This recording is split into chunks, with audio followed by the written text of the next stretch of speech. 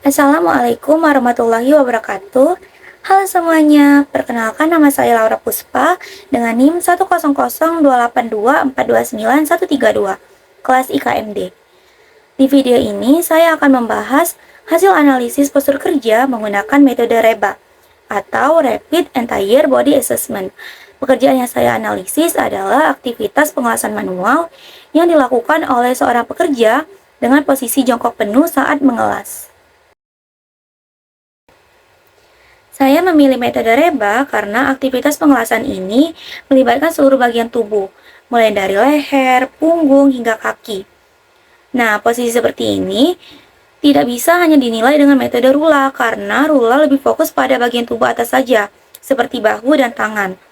Sedangkan metode REBA digunakan untuk menilai resiko ergonomi pada seluruh tubuh, termasuk kaki dan keseimbangan postur.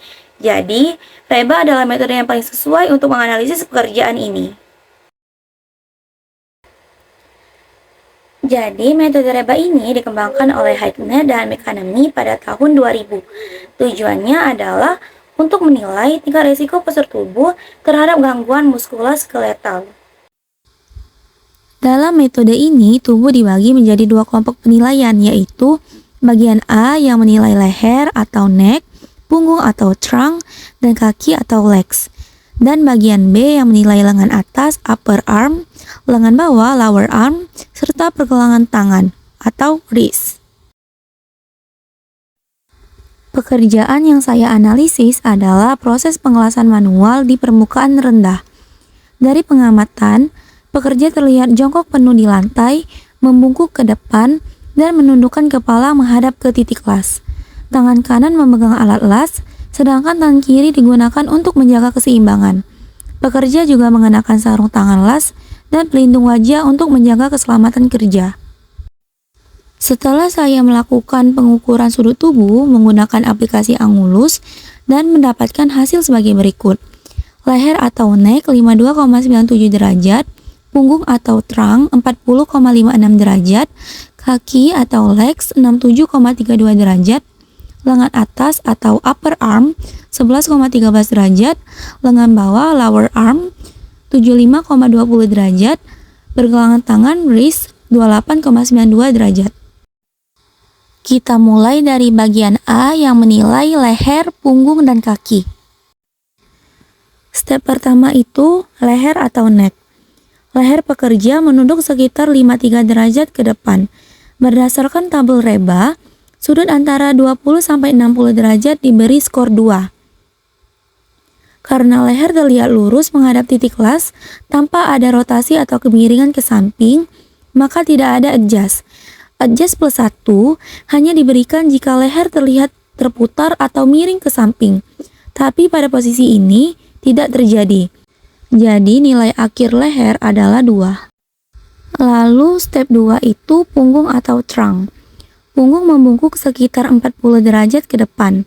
Berdasarkan tabel REBA, sudut ini termasuk kategori membungkuk sedang dengan nilai 3.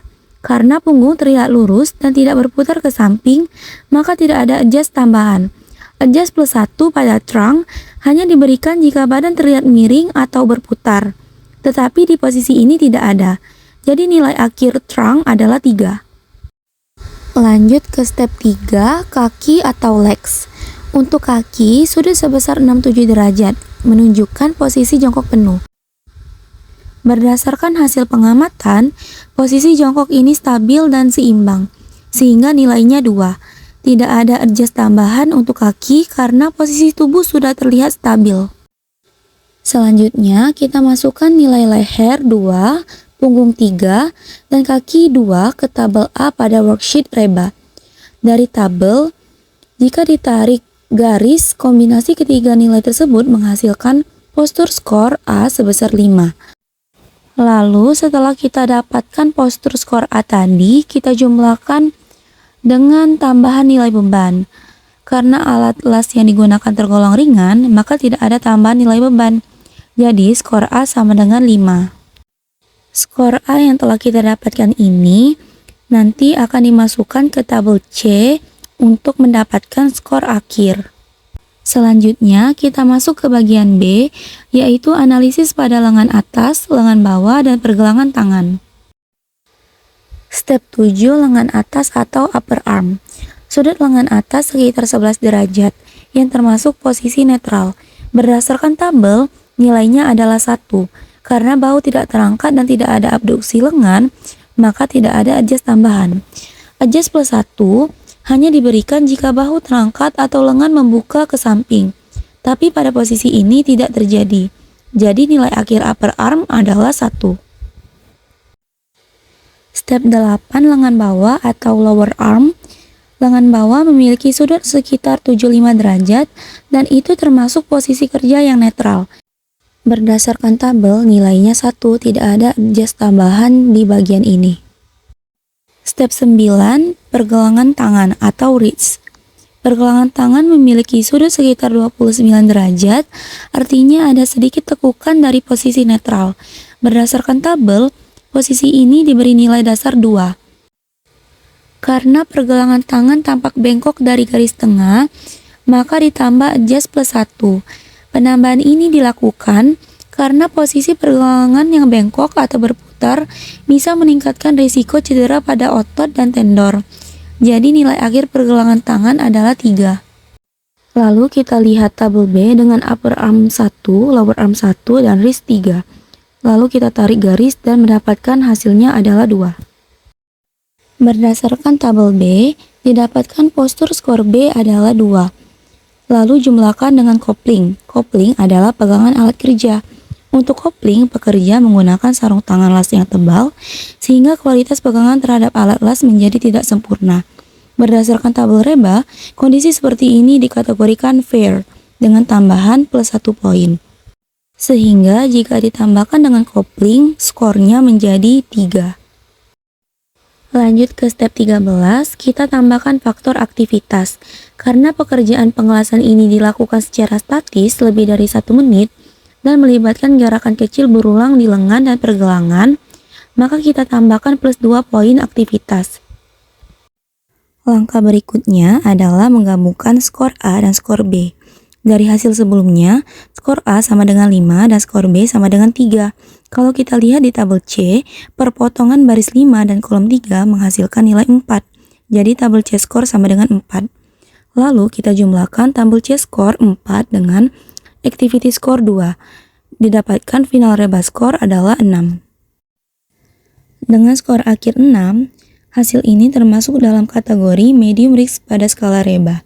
Artinya, postur kerja ini memiliki resiko sedang terhadap gangguan muskuloskeletal. Posisi seperti ini masih bisa dilakukan, tetapi perlu dilakukan perubahan atau perbaikan dalam waktu dekat untuk mencegah peningkatan resiko. Rekomendasi perbaikan postur.